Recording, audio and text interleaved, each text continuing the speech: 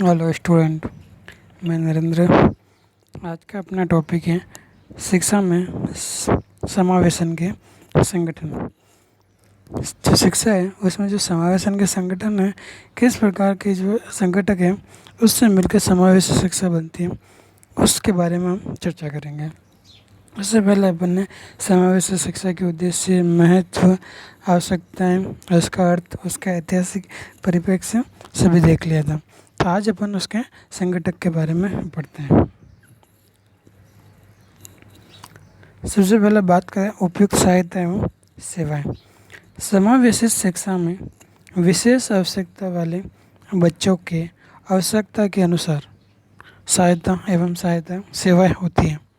ये सहायता बच्चों को स्वयं मिलती है, न कि बच्चे को सहायता के लिए कहीं जाना पड़ता है। जैसे कि समावेशी शिक्षा उसमें समावेशी विद्यालय जो विशिष्ट विद्यालय, अब विशिष्ट विद्यालय में अलग प्रकार की शिक्षा न देकर सभी विद्यालय में समावेशी शिक्षा को अनिवार्य किया। तब बच्चों को कहीं शिक्षा लेने के लिए नहीं जाना पड़ता है, जो सेवाएं हैं जाना नहीं पड़ता। सभी प्रकार की जो सेवाएं और सहायता है अब स्कूल में मिल जाती है। नेक्स्ट, सक्रिय भागीदारी। समावेशी शिक्षा में सभी कार्य इस प्रकार बनाए गए होते हैं कि जिसमें सामान्य बच्चे एवं विशिष्ट आवश्यकता वाले बच्चे सक्रिय भागीदारी निभा सकते हैं। अब जो उनके लिए पाठ्यक्रम बनाया गया है उस पाठ्यक्रम के अंतर्गत एक जो नॉर्मल स्टूडेंट होते हैं और जो विशिष्ट आवश्यकता वाले बालक होते हैं, इन दोनों को भागीदारी जब ऐसा पाठ्यक्रम बनाया गया है कि इन दोनों की भागीदारी सक्रिय हो सके।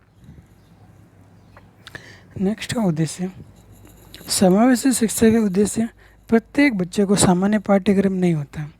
इसका क्या उद्देश्य कि जो समावेशी शिक्षा है उसका सभी बच्चों के लिए एक सामान्य पाठ्यक्रम नहीं हो सकता है। सबके लिए अलग अलग आवश्यकता अनुसार पाठ्यक्रम हो सकता है। इसलिए ऐसा पाठ्यक्रम निर्माण किया गया जिसमें सामान्य और विशिष्ट आवश्यकता वाले बच्चे दोनों पढ़ सकें। नेक्स्ट बात करते हैं हम बच्चों के लिए कक्षाएं तैयार रहती हैं। समावेशी शिक्षा में कक्षाएं बच्चों की आवश्यकता के अनुसार रूपांतरित होती है, जिससे बच्चों के समावेशन में आसानी हो।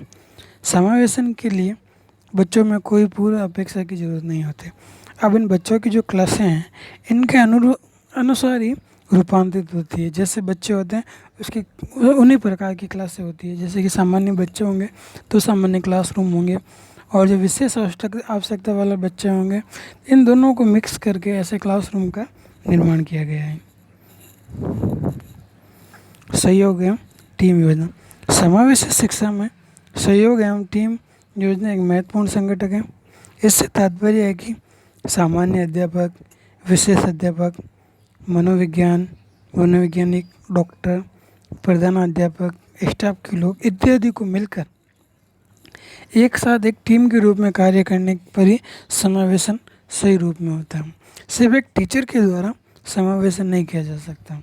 जैसे कि मनोवैज्ञानिक है, डॉक्टर हैं, ये सभी विशिष्ट आवश्यकता वाले बालकों की आवश्यकताओं को जानेंगे, उसके अनुसार उनको किस प्रकार की शिक्षा की आवश्यकता होती है और सामान्य बच्चों के साथ इनको किस प्रकार समायोजित किया जाए।